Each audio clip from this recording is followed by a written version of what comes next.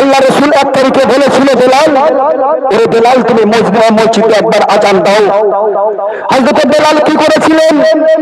মদিনার মসজিদে আজান দিয়েছিলেন। হযরত বেলালের আজান শুনে মানুষ মগ্ন হয়ে থাকতেন। তাই কবি লিখছেন কত সুন্দর কথায়, আসেন সকলে মিলে শ্রবণ করি। মাইকম্যান ভাই এদিকে একটু দেখো, আগে সাউন্ড থেকে একটু এখন ডিস্টার্ব হচ্ছে, মানে গলা টানছে, গলা টানছে, একটু দেখে নাও।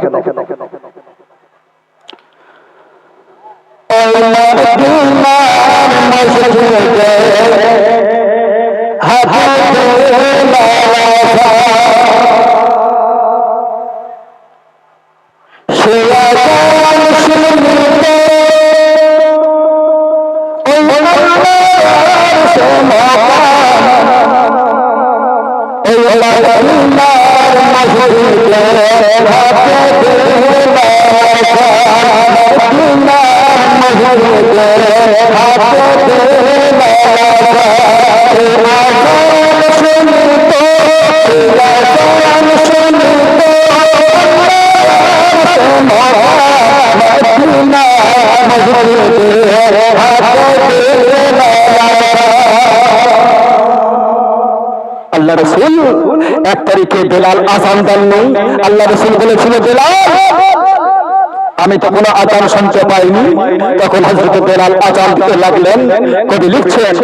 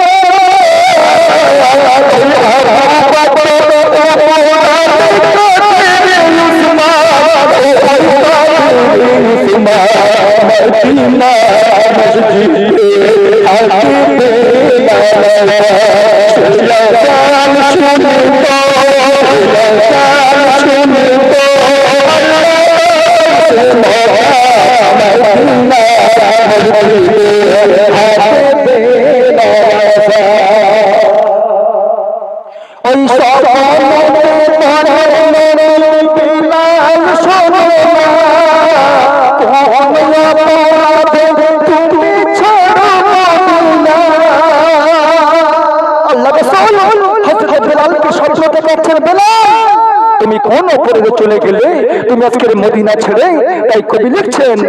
ওই সব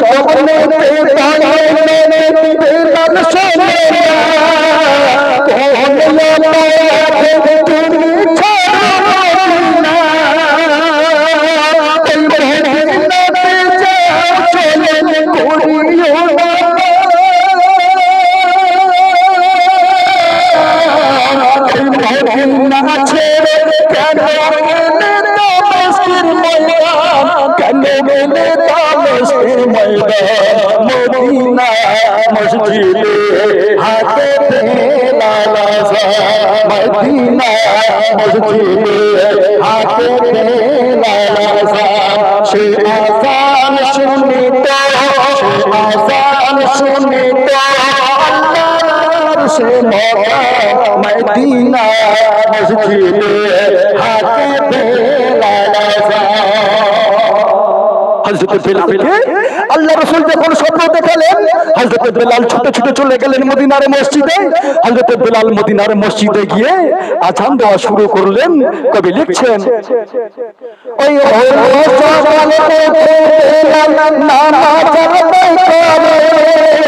দিল পারি তাড়াতাড়ি মদিনা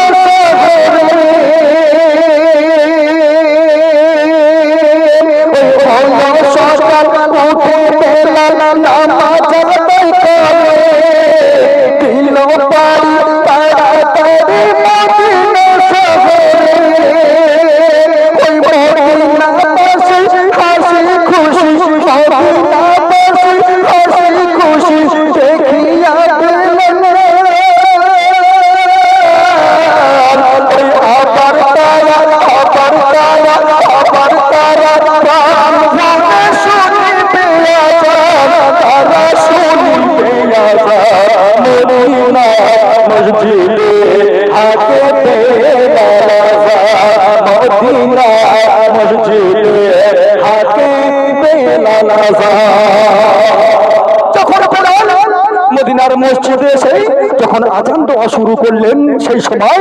কি ঘটেছিল তখন সবাই আনন্দে আত্মহারা হয়ে গেছিল হযরত বেলাল যখন আযান দিয়েছিলেন আল্লাহ রাসূল তখন বলছে আরে আমি আখিরি জামানার নবী নূর নবী আমি জনাবে মুহাম্মদ মুস্তাফা বলছি আমি যতক্ষণ না বেলালের আযান আমার কানে আসে আমি যেন মনে করি সেদিনে কোনো আযান দেয়নি কেউ তাই হযরত বেলাল আযান দেওয়া শুরু করলেন কবি লিখছে ওই সবাই মিলে বেলালকে বলে আযান ফুঁকিতে ওই সবাই আযান দিল মদিনার মসজিদে হযরত বেলাল বলছে না ইয়া রাসূলুল্লাহ ইয়া হাবিবাল্লাহ আমি আযান দেব না এই কারণে দেব না আপনি যখন আযান দিতে বলেন যেখানে আপনার নামটা আছে আমি যখন আযানের মাধ্যমে আপনার ওই নামটা বলি তখন আমার কলিজাখানা ফেটে যায় ইয়া রাসূলুল্লাহ ইয়া হাবিবাল্লাহ আমাকে আযান দিতে বলবেন না তবুও আল্লাহ রাসূল বলেছিল বেলাল আমি রাসূল বলছি তুমি আযান দাও কবি লিখছেন ওই সবাই মিলে বেলালকে বলে আযান ফুঁকিতে সবাইকে আযান দিল মদিনার মসজিদে বলবার কোনো আযান দিব না কোনো আযান দিব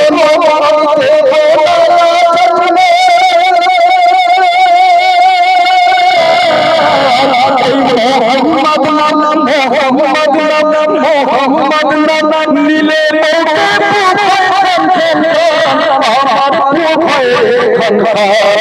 মদিনা মসজিদে হাতে বেলাল আযান মদিনা মসজিদে হাতে বেলাল আযান সেই আযান শুনিতে আল্লাহর সে মদিনা